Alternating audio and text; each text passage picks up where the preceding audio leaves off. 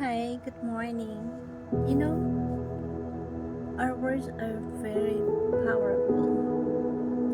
So, we have to be careful what kind of words to choose to say because it is very powerful. Sabi nga sa Bible, the words is like a swords that has a double blade. Why is double blade? Because it can strike you and it can hurt you. So kapag meron tayong binibitawang salita, make sure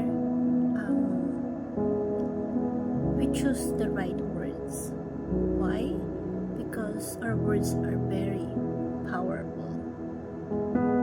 It can help the person, strike them to realize or awaken them or help them to realize something so that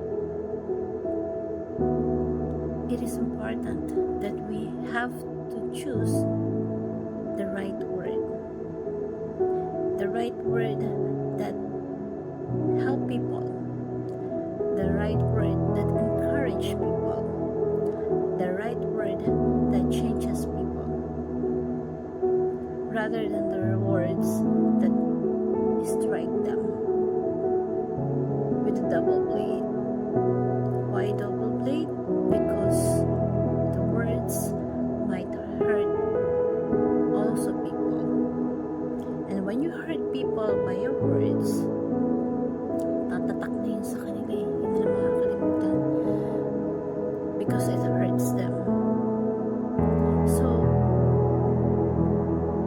by that case, we have to choose whether we choose the good words or the harsh word that can create impact to people. Kasi parehas yun eh. Kaya mag-create ng impact sa kausap natin.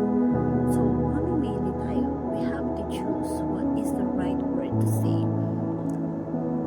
Yung words pa natin is yung makakabuhay, makakapagbigay buhay, makakapagbigay ng pagbabago, makakapagbigay ng encouragement, makakapagbigay ng pag-asa na tatatak sa tao o yung words natin